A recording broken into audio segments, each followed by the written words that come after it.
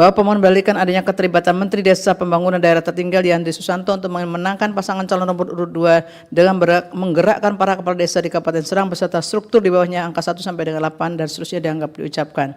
Bahwa terhadap dalil pemohon tersebut termohon pihak terkait Bawaslu Kabupaten Serang memberikan jawaban dan keterangan beserta alat bukti yang diajukan dan seterusnya dianggap diucapkan. Bahwa setelah Mahkamah mencermati dalil pemohon dan seterusnya dianggap diucapkan, Mahkamah mempertimbangkan peristiwa tersebut secara kronologis sebagai berikut dan seterusnya dianggap diucapkan. Berkenaan dengan adanya dugaan Menteri Desa dan Pembangunan Daerah Tertinggal hadir pada acara Rakercap Abdesi pada tanggal 3 Oktober 2024, di mana pada acara Abdesi tersebut telah dilakukan deklarasi pemenangan pasangan calon nomor urut 2 setelah Mahkamah mencermati serangkaian bukti yang diajukan para pihak dan seterusnya dianggap diucapkan telah dapat cukup bukti yang meyakinkan Mahkamah bahwa benar telah terjadi adanya pernyataan permintaan dukungan bagi pasangan calon nomor urut 2 yang ditanggapi oleh para peserta kegiatan acara Rakercap Abdesi tersebut pada tanggal 3 Oktober 2024. Meskipun demikian, pada kegiatan Rakercap tersebut Yandri Susanto yang hadir bersama calon bupati dan dari pasangan calon nomor 2 belum ditunjuk dan dilantik sebagai menteri Saya ulangi, meskipun demikian pada kegiatan Rakercap tersebut Yandri Susanto yang hadir bersama calon bupati dari paslon nomor 2 belum dilantik dan belum ditunjuk dan sebagai menteri. Pada Rakercap tersebut berdasarkan fakta yang terungkap dalam persidangan telah terjadi pembagian uang sebanyak 2 juta kepada para kepala desa yang menghadiri acara tersebut tanpa adanya tanda terima dan seterusnya dianggap diucapkan. Status laporan dengan nomor laporan 004 dan seterusnya antara lain menyimpulkan bahwa terhadap Ketua Abdesi Kabupaten Serang telah terbukti melakukan tindak pidana pelanggaran pemilihan dan dilanjutkan kepada Polda Banten. Berkenaan dengan penggunaan kop surat Menteri Desa dan Pembangunan Daerah Tertinggal pada surat undangan resmi dan seterusnya dianggap diucapkan. Bukti tersebut merupakan bukti yang meyakinkan Mahkamah bahwa dugaan penggunaan surat resmi Menteri dalam undangan kegiatan melibatkan para kepala desa serta perangkat desa sebagaimana didalilkan pemohon adalah suatu rangkaian kegiatan yang benar-benar terjadi. Sementara itu berkenaan dengan pertemuan para kepala desa di Kabupaten Serang dengan Menteri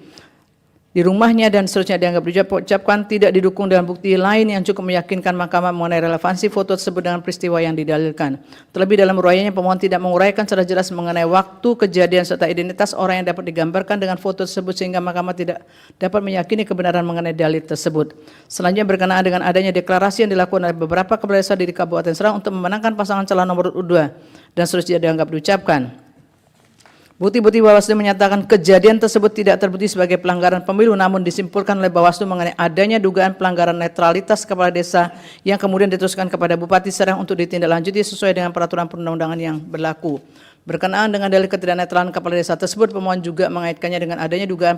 praktik manipolitik dan seterusnya dianggap diucapkan. Sementara itu berkenaan dengan dalil pemohon mengenai dugaan ketidaknetralan aparat penegak hukum, kepolisian, kejaksaan dan seterusnya dianggap diucapkan bukan kewenangan Mahkamah untuk menilainya. Meskipun demikian, keterkaitan antara fakta hukum yang melatar belakangi kasus hukum tersebut dengan dugaan pelanggaran pemilu kada yang bersifat TSM tetap dipertimbangkan Mahkamah sebagai salah satu rangkaian yang membuktikan ada atau tidaknya sifat TSM dari dugaan pelanggaran sebagaimana didalilkan oleh pemohon. Menimbang bahwa berkenaan dengan dalil pemohon mengenai pelanggaran pemilu kada yang bersifat TSM, Mahkamah perlu terlebih dahulu menegaskan hal-hal sebagai berikut. Bahwa para pengubah Undang-Undang Dasar RI tahun 1945 pada saat melakukan perubahan telah bersepakat bulat memasukkan prinsip atau azas pemilu yang berdasarkan secara langsung, umum, bebas, rahasia, jujur dan adil dan dilaksanakan secara berkala sebagai bagian yang esensial untuk mewujudkan kedaulatan rakyat dan seterusnya dianggap diucapkan. Oleh karena itu, aturan main yang telah ditentukan dalam Undang-Undang Pemilu Kada tidak boleh bias terhadap individu maupun kelompok tertentu. Tujuannya agar dalam berkontestasi dapat dicapai kondisi kesetaraan, yakni kesetaraan dalam kontestasi pemilu kada, sehingga masing-masing pihak dapat berpartisipasi secara penuh, terbuka dan adil. Dengan demikian, setiap pemilih dan peserta pemilu mendapatkan jaminan perlakuan yang sama serta bebas dari kecurangan pihak manapun dan dalam bentuk apapun sesuai dengan maksud pasal 22 EU ayat 1 dan pasal 18 ayat 4 UUD NRI 1945 dan seterusnya dianggap diucapkan. Berawal bertolak dari uraian di atas prinsip jujur dan adil dalam pasal 22 ayat 1 UUD NRI 1945 menghendaki sebuah keadilan dan kejujuran pemilu yang lebih material, jujur dan adil dikehendaki bukan hanya sekedar sikap patuh pada aturan, melainkan sikap tidak berlaku curang, tidak berbohong dan tidak memanipulasi atau memanfaatkan celah hukum, kelemahan aturan hukum pemilu yang ada dan untuk melakukan tindakan yang secara esensial merupakan praktik curang dalam berkontestasi. Artinya jujur dan adil dalam pemilu yang diinginkan konstitusi mencapai sesuatu yang bersifat hakiki dari arti kejujuran dan keadilan itu sendiri. Oleh karena itu dalam penyelenggaraan pemilu kada, penyelenggara pemilu kada, Inkasu, KPU, Bawaslu beserta jajarannya, aparat pemerintah, peserta pemilu kada, pemilih serta semua pihak yang terkait harus bersikap dan bertindak jujur agar kontestasi pemilu kada benar-benar memberikan ruang jaminan berdasarkan konstitusi sehingga rakyat pemilih secara bebas dapat menentukan wakil-wakilnya tanpa dipengaruhi oleh kondisi apapun oleh siapapun. Dengan demikian tidak boleh ada peluang sedikit pun bagi aparat beserta jajaran untuk melakukan pemihakan dalam proses pemilu kada tahun 2024. Oleh karena itu seluruh pihak berwenang yang memiliki kewenangan dan seterusnya dianggap diucapkan. Oleh karena itu seluruh pihak berwenang yang memiliki peran dan pengaruh terhadap perwujudan pemilu yang judulnya adil tersebut sudah menunjukkan sikap netral atau tidak melakukan hal-hal yang berdampak pada penyalahgunaan kewenangan yang dapat menguntungkan salah satu pihak dalam kontestasi pemilu kada dengan cara-cara tertentu yang tidak hanya melanggar aturan hukum namun juga melanggar etika dan moral. Apabila hal tersebut dibiarkan maka mengancam terwujudnya sistem hukum yang demokratis dan berketuhanan yang merupakan tujuan reformasi.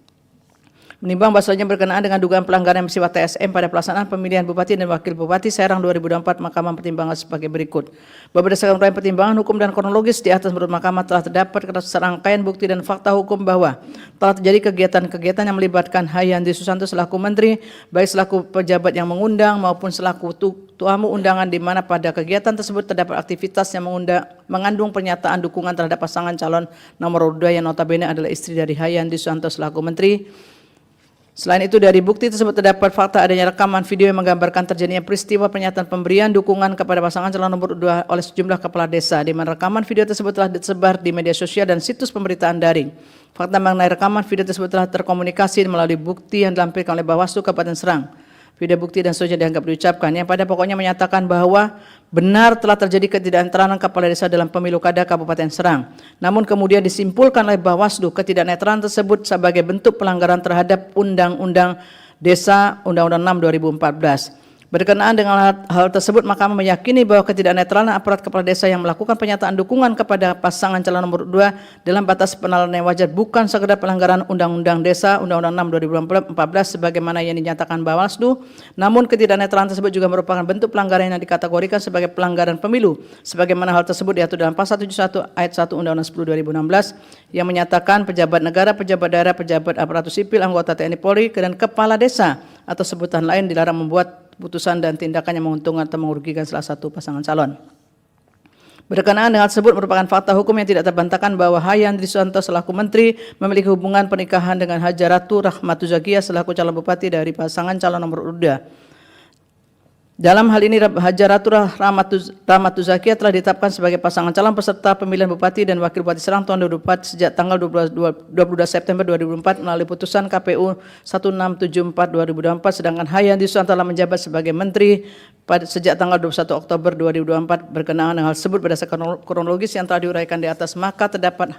peristiwa Hayandi Susanto dalam posisi sebagai Menteri telah menyelenggarakan atau menghadiri kegiatan yang di dalamnya terdapat pernyataan bersifat meminta atau mengarahkan kepala desa untuk mendukung pasangan calon nomor urut 2. Mahkamah meyakini bahwa selaku Menteri Desa dan Pembangunan Daerah Tertinggal, maka posisi kepala desa dan pemerintahan desa merupakan posisi yang secara kelembagaan berada di bawah koordinasi Kementerian Desa dan Pembangunan Daerah Tertinggal dalam melaksanakan tugas pokok dan fungsi kementerian yang pada saat itu dijabat oleh Hayandi Susanto. Oleh karena itu tidak dapat dihindari adanya pertautan erat kepentingan antara kepala desa dan aparat pemerintahan desa dengan kegiatan yang dihadiri oleh Menteri Desa dan Pembangunan Daerah Tertinggal. Sebagaimana telah Mahkamah pertimbangkan di atas, pernyataan dukungan kepala desa kepada pasangan calon nomor 2 nyatanya merupakan bentuk pelanggaran pemilu sebagaimana diatur dalam Pasal 71 Ayat 1 Undang-Undang 20 2016. Norma ini juga berlaku kepada Hayandi Susanto selaku Menteri, di mana Menteri selaku pejabat negara di dalam membuat keputusan dan atau tindakan yang menguntungkan atau merugikan salah satu pasangan calon. Tidak dapat dipungkiri bahwa tindakan Hayandi Susanto selaku Menteri dapat secara signifikan mempengaruhi sikap kepala desa selaku subjek yang menerima manfaat dalam kegiatan dan program Kementerian Desa dan Pembangunan Daerah Tertinggal sehingga berdampak secara signifikan pada tindakan yang menguntungkan atau merugikan pihak tertentu dalam pemilu kada. Hal ini tampak dari kegiatan, dari tindakan atau perbuatan yang telah dibuktikan oleh Bawaslu berkenaan dengan ketidaknetralan kepala desa dalam pelanggaran pemilu yang telah dilakukan Ketua Abdesi. Dengan demikian, dalil pemohon berkenaan dengan ketidaknetralan kepala desa dalam pemilihan Bupati dan Wakil Bupati Serang tahun 2024 adalah beralasan berhukum untuk sebagian. Bahwa selanjutnya berkenaan dengan pertautan antara ketidaknetralan antara aparat kepala desa yang diduga berkaitan dengan posisi Hayandi Susanto selaku Menteri dengan adanya praktik politik uang di sebelah kecamatan di Kabupaten Serang dan seterusnya dianggap diucapkan tidak terdapat temuan atau laporan ke Bawaslu berkaitan dengan dugaan terjadinya money politik sebagaimana didalilkan oleh pemohon. Oleh karena itu, dari pemohon berkaitan dengan money politik adalah tidak beralasan menurut hukum. Berdasarkan fakta hukum tersebut, tidak terdapat keraguan bagi Mahkamah untuk meyakini telah terjadi praktik keberpihakan yang dilakukan oleh kepala desa sehingga hal tersebut merupakan pelanggaran pasal 71 ayat 1 Undang-Undang 10 2016. Dalam hal ini, kepala desa memiliki peran yang signifikan dalam mengkondisikan para pemilih yang merupakan warga di desa masing-masing sehingga berdampak pada memberi keuntungan kepada salah satu pasangan calon inkasu pasangan calon nomor urut 2. Selain itu, dapat tindakan atau aktivitas dari Hayandris Susanto selaku menteri yang baik secara sengaja maupun tidak disengaja mempengaruhi netralitas kepala desa dan aparatur desa. Hal ini karena dapat dasarnya tugas pokok dan fungsi sebagai menteri dalam batas penilaian wajar secara langsung berkaitan erat dan kepentingan para kepala desa. Seharusnya dalam kondisi di mana salah satu pasangan calon peserta pemilu kada memiliki hubungan pernikahan atau hubungan keluarga dengan menteri desa dan pembangunan daerah tertinggal, maka sudah semestinya menteri tersebut menghindari kegiatan dan atau aktivitas apalagi mengeluarkan kebijakan yang dapat mengaruhi netralitas para aparat desa dengan cara menghindari segala kegiatan yang dilaksanakan di lingkungan Kabupaten Serang sejak ditetapkannya pasangan calon peserta pemilu kada Kabupaten Serang tahun 2024 hingga selesainya tahapan pemilu kada aku. Meskipun tidak terdapat rekomendasi atau putusan Bawaslu yang menyimpulkan adanya keterlibatan aktif Menteri Desa dan Pembangunan Daerah Tertinggal dalam upaya pemenangan pasangan calon nomor urut 2, namun Mahkamah meyakini dengan adanya hubungan antara calon Bupati nomor urut 2 dengan Hayandris Susanto selaku Menteri dalam batas penilaian wajar, hal demikian telah menimbulkan hubungan kausal yang pada akhirnya berdampak pada keberpihakan para kepala desa secara masif dalam pemilihan Bupati dan Wakil Bupati Serang tahun 2024. Fakta ini membuktikan adanya kejadian atau kondisi khusus dalam pemilu kada Kabupaten Serang 2024 yang secara signifikan berpengaruh terhadap hasil perolehan suara. Bahwa berkenaan dengan ketidaknetralan kepala desa dalam pemilu kada Kabupaten Serang tahun 2024 diyakini Mahkamah telah mempengaruhi hasil pemilu kada aku secara signifikan. Menurut Mahkamah, meskipun tidak terdapat bukti mengenai keterlibatan langsung pihak terkait dalam dugaan pelanggaran netralitas kepala desa, namun dalam batas penilaian wajar tidak dapat dipungkiri bahwa pihak tersebut merupakan pihak yang mendapatkan keuntungan atas terjadinya pelanggaran tersebut. Mahkamah meyakini terdapat pengaruh yang signifikan di mana sejumlah kepala desa di Kabupaten Serang secara masif menyatakan dukungannya kepada pasangan calon nomor urut 2 yang dapat menentukan hasil akhir pemilu kada sebagaimana telah ditetapkan oleh termohon. Sebagaimana prinsip hukum dalam keadilan yang secara universal dan seterusnya diucapkan, tidak seorang pun boleh diuntungkan oleh penyimpangan dan pelanggaran yang dilakukannya sendiri dan tidak boleh seorang pun boleh dirugikan dari penyimpangan dan pelanggaran yang dilakukan oleh orang lain. Oleh karena itu, dalam pemilu kada Kabupaten Serang 2024 telah terjadi pelanggaran pemilu yang secara signifikan menguntungkan pasangan calon nomor 2 selaku pasangan yang memperoleh suara terbanyak. Pelanggaran ini cukup meyakinkan Mahkamah untuk membatalkan keseluruhan hasil perolehan suara pemilihan Bupati dan Wakil Bupati Serang 2024 sebagaimana ditetapkan oleh termohon melalui keputusan KPU Kabupaten Serang 2028-2024. Menimbang bahwa berdasarkan uraian pertimbangan hukum tersebut di atas, Mahkamah berpendapat rangkaian telah terbukti sebagaimana diuraikan di atas adalah pelanggaran yang dilakukan secara terstruktur karena melibatkan struktur aparat pemerintah desa yang berkaitan erat dengan tindakan atau perbuatan baik yang disengaja maupun tidak disengaja yang dilakukan oleh Menteri Desa dan Pembangunan Daerah Tertinggal dalam kapasitasnya selaku pejabat negara. Pelanggaran tersebut menyebabkan keberpihakan kepala desa yang terjadi secara masif di sejumlah desa yang tersebar di Kecamatan Kabupaten Serang. Oleh karena itu, Mahkamah meyakini terjadi serangkaian pelanggaran secara fundamental dan telah merusak kemudian suara pemilih. Menimbang bahwa oleh karena telah terjadi pelanggaran dalam pemilu kada Kabupaten Serang 2024 yang diyakini Mahkamah telah mempengaruhi hasil pemilu kada aku secara signifikan sehingga keputusan KPU Kabupaten Serang 2028-2024 harus dinyatakan batal. Namun demikian, oleh karena pelanggaran tersebut tidak secara langsung dilakukan oleh pasangan calon nomor 2 sehingga tidak terdapat alasan yang kuat bagi Mahkamah untuk membatalkan atau menyatakan diskualifikasi terhadap kepesertaan pasangan calon nomor 2. Apalagi untuk langsung menetapkan pasangan calon nomor 1 sebagai pihak yang memperoleh suara.